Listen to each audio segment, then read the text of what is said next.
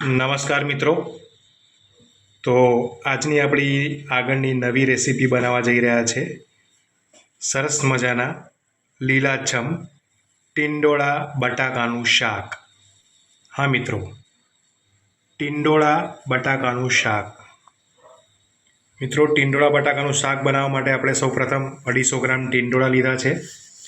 તેને આ રીતે સરસ મજાના સમારી નાખ્યા છે, તમે જોઈ શકો છો. અને તેને પાણીમાં થોડીક વાર પલળવા દીધા છે ટીંડોળા. ત્યારબાદ આપણે એક બટાકો લીધો છે, તેને આ રીતે સમારીને એક ડીશમાં મૂકી દીધો છે.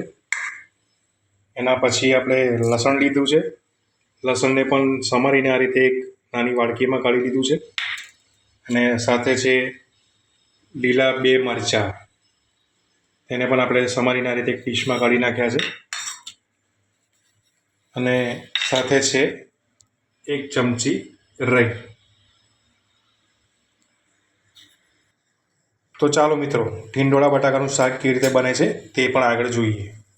તો સૌપ્રથમ આ રીતે એક કડિયું લેવાનું હોય છે, તેમાં 3-4 ચમચી તેલ નાખીને ગરમ થવા દેવાનું હોય છે. તેલ ગરમ થઈ ગયા બાદ તેમાં આપણે 1 ચમચી રાઈ નાખી છે, અને રાઈને હવે આપણે તતળવા દઈશું. સાથે આપણે 1 ચમચી જીરું પણ નાખીએ છીએ રાઈના તતળી ગયા પછી.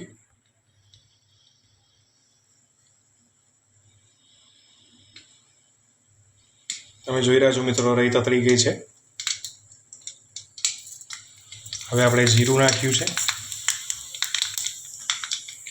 હવે રાઈ જીરુંને સરસ રીતે તતળવા દઈશું.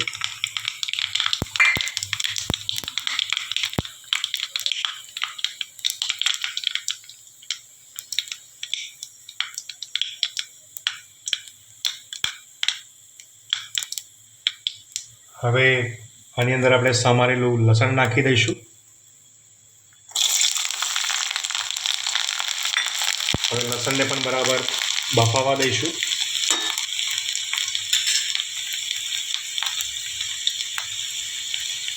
ત્યારબાદ એની અંદર આપણે 2 સમારેલા લીલા મરચાં નાખી દઈશું.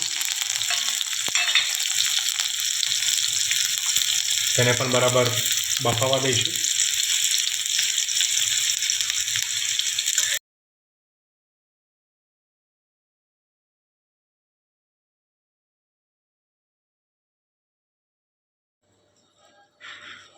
હવે આપણે આની અંદર ટીંડોળા અને બટાકા જે સમાર્યા હતા તે નાખી દઈશું.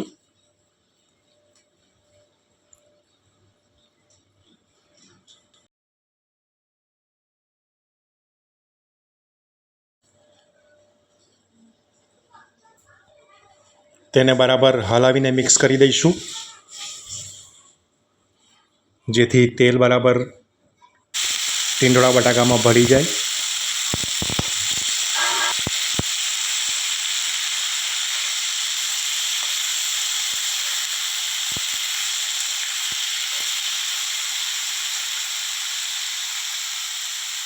મિત્રો, ટીંડોળા બટાકાનું શાક બનાવવું બહુ જ સહેલું છે, તમે જોઈ રહ્યા છો. આ રીતે બનતું હોય છે ટીંડોળા બટાકાનું શાક. હવે મિત્રો, આની અંદર આપણે 1/2 ચમચી હળદર નાખીશું.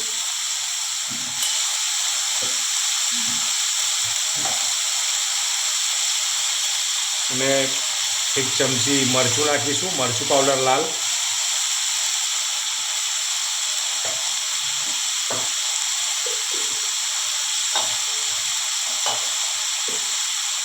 ત્યારબાદ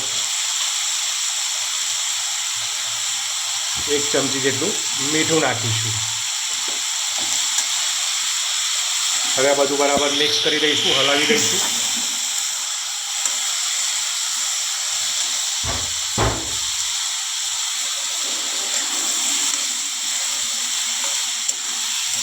તમે જોઈ રહ્યા છો મિત્રો, આપણા ટીંડોળાનો કલર બદલાઈ રહ્યો છે, ને નાખેલું મરચું, મીઠું ને હળદર સરસ રીતે મિક્સ થઈ રહ્યું છે, ભળી રહ્યું છે.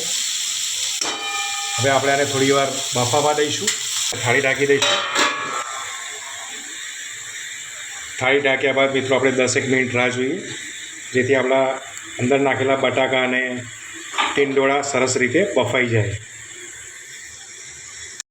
હવે આપણા ટીંડોળા બટાકા બફાઈ ગયા હશે, જરા જોઈ લઈએ.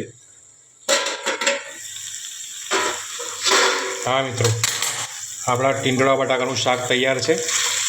સરસ રીતે ટીંડોળા બટાકા બફાઈ ગયા છે. મિત્રો, ટીંડોળા અને બટાકાને બફાતા ઓછામાં ઓછા 10-15 મિનિટ લાગતી હોય છે, એટલે આપણે 10-15 મિનિટ સુધી આને બફાવા દીધા છે. તમે જોઈ શકો છો આપણા ટીંડોળા બટાકાનું શાક તૈયાર છે. તો આ રીતે બનતું હોય છે ટીંડોળા બટાકાનું શાક. મિત્રો, તમને અમારી બનાવેલી રેસીપી જો ગમતી હોય તો પ્લીઝ અમારી ચેનલને લાઈક કરજો, શેર કરજો, સબસ્ક્રાઈબ કરજો અને કમેન્ટમાં જરૂરથી લખજો કે તમને અમારી બનાવેલી રેસીપી કેવી લાગે છે, અમારી બનાવેલી રસોઈ કેવી લાગે છે. મિત્રો, હવે આપણે આની પર થોડા ધાણા પણ નાખી દઈશું, જેથી થોડો ટેસ્ટ વધારે આવે.